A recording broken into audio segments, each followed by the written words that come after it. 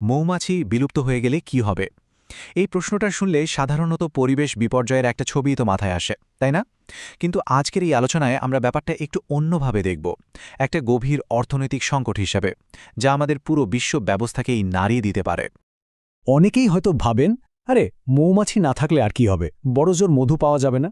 এটা একটা খুব সাধারণ ধারণা, কিন্তু সত্যি বলতে কি, এই ধারণাটা যতটা সাধারণ ততটাই বিপজ্জনক একটা ভুল ধারণা।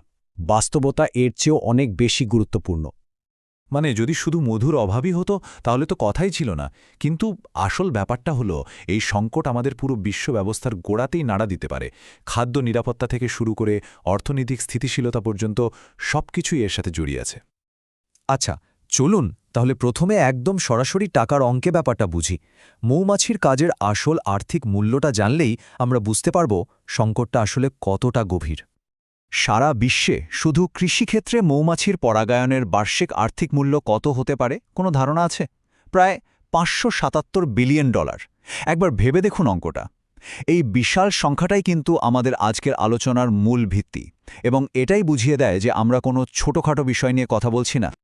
মানে বিশ্বের প্রায় ৭৫%, হ্যাঁ, ৭৫% খাদ্য ফসলই কিন্তু সরাসরি মৌমাছির পরাগায়নের ওপর নির্ভর করে। এক কথায় বলতে গেলে আমাদের প্লেটে যে খাবার থাকে তার প্রতি 4 ভাগে 3 ভাগই আসছে ওদের এই অদৃশ্য পরিশ্রম থেকে। এই পরিসংখ্যানটা আমাদের চরম নির্ভরতাকে খুব স্পষ্টভাবে তুলে ধরে। তো এই যে এত বড় বড় সংখ্যার কথা বললাম, এর বাস্তব প্রভাবটা কি? চলুন এবার সেটাই দেখি। সুপারমার্কেটের তাক থেকে শুরু করে আমাদের নিজেদের স্বাস্থ্যের উপর এর কি প্রভাব পড়তে পারে সেটা একবার ভাবা যাক। আমাদের খুব পছন্দের, খুব চেনা জানা অনেক খাবারই হয়তো আর পাওয়াই যাবে না, অথবা সেগুলোর দাম এতটাই বেড়ে যাবে যে কেনাটাই মুশকিল হয়ে যাবে। যেমন ধরুন আমন্ড, এটা তো প্রায় ১০০%ই মৌমাছির ওপর নির্ভরশীল। সাথে আছে আমাদের সকালের কফি, অ্যাভোকাডো, আপেল, নানা রকম বেরি আর বাদাম। আর বিশ্বাস করুন, এটা তো কেবল শুরু। একদম সোজা হিসাব। মৌমাছি না থাকলে ফসলের উৎপাদন হু করে কমে যাবে, আর তার ফলে কি হবে?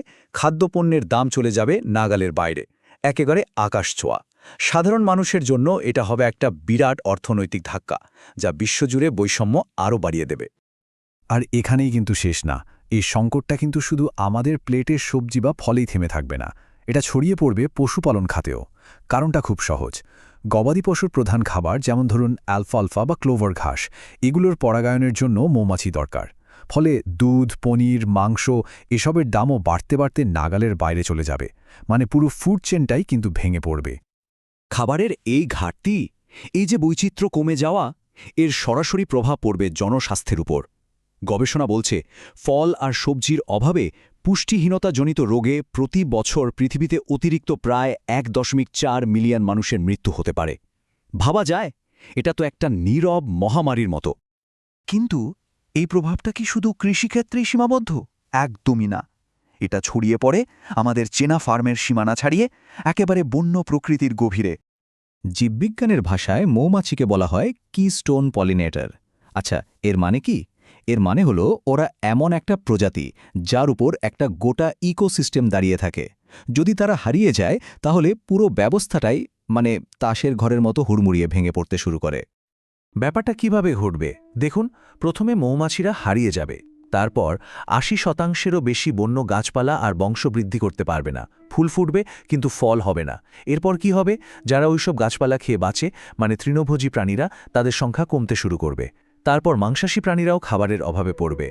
শেষে পুরো ইকোসিস্টেমটাই এলোমেলো হয়ে যাবে, ঠিক যেন একটা ডমিনো এফেক্ট, যার শেষটা কিন্তু খুবই ভয়াবহ। এর দীর্ঘমেয়াদী ফল আরও মারাত্মক। নতুন বন তৈরি হওয়া কঠিন হয়ে পড়বে। গাছপালা কমলে কার্বন জমার পরিমাণও কমে যাবে। মরুকরণ, ভূমিধসের ঝুঁকি বাড়বে। আর সবচেয়ে ভয়ের কথা হলো, পৃথিবীতে যে গণবিলুপ্তির ধারা চলছে সেটা আরও দ্রুত হবে। আমাদের এই সবুজ গ্রহটা তখন আরও অনেক বেশি ভঙ্গুর হয়ে করবে। এখন মনে হতে পারে এসব হয়তো ভবিষ্যতের কোনো কাল্পনিক ভয়, কিন্তু না। চীনের সিচুয়ান প্রদেশের ঘটনাটা আমাদের জন্য ভবিষ্যতের একটা জ্বলজ্বন্ত সতর্কবার্তা। সেখানে অতিরিক্ত কীটনাশক আর বন ধ্বংসের কারণে মৌমাছির সংখ্যা মারাত্মকভাবে কমে গেছে। এই টেবিলটা দেখুন। একদিকে মৌমাছিরা কোনো বাড়তি শ্রম ছাড়াই একেবারে সেরা মানের আর উচ্চ ফলন নিশ্চিত করত। অন্যদিকে এখন মানুষকে দিয়ে পরাগায়ন করাতে প্রতি হেক্টরে ২৫ থেকে ৪০ জন লোক লাগে, আর তাতেও ফলন হয় নিম্নমানের। এই তুলনাটাই তো চোখে আঙুল দিয়ে দেখিয়ে দিচ্ছে যে প্রকৃতির কাজের কোনো বিকল্প হয় না। সিচুয়ানের এই ঘটনাটা আসলে পুরো বিশ্বের জন্য একটা ওয়ার্নিং। কি সেই ওয়ার্নিং? যে প্রকৃতির সেবাগুলোকে যদি আমরা কৃত্রিমভাবে পূরণ করার চেষ্টা করি, তার জন্য আমাদের আর্থিক এবং পরিবেশগতভাবে দুই দিক দিয়েই অনেক চড়া মূল্য দিতে হবে। আর এটা কোনোভাবেই একটা টেকসই সমাধান নয়।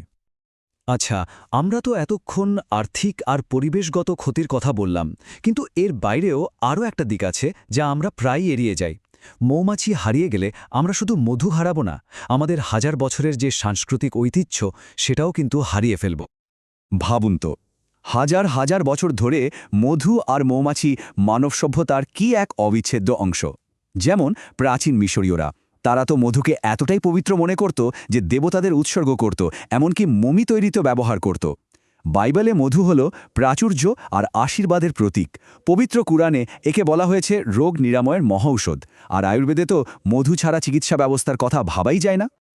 সুতরাং ব্যাপারটা শুধু একটা প্রাণী হারিয়ে যাওয়া নয়, মৌমাছির বিলুপ্তি মানে হল এর সাথে জড়িয়ে থাকা প্রজন্ম থেকে প্রজন্মান্তরে বয়ে চলা যে জ্ঞান, যে ঐতিহ্যবাহী প্রথা, সেগুলোও মুছে যাওয়া। বিশেষ করে বিভিন্ন আদিবাসী গোষ্ঠীর জন্য এটা হবে এক অপূরণীয় ক্ষতি। তো এত সব আলোচনার পর একটা বিষয় কিন্তু একদম পরিষ্কার, মৌমাছিদের রক্ষা করাটা শুধু কিছু পরিবেশবাদীর শৌখিনতা নয়, এটা মানবজাতির টিকে থাকার জন্য একটা কৌশলগত এবং নৈতিক দায়িত্ব। ভেবে দেখুন, ওদের ওই ছোট্ট ডানাগুলোই কিন্তু বিলিয়ন বিলিয়ন ডলারের শিল্প, জটিল সব বাস্তুতন্ত্র আর আমাদের ভবিষ্যৎ প্রজন্মের স্বাস্থ্যকে আগলে রেখেছে। আমাদের ভাগ্য ওদের সাথে ওতপ্রোতভাবে জড়িয়ে আছে। ওদের বাঁচানো মানে আসলে নিজেদেরকেই বাঁচানো।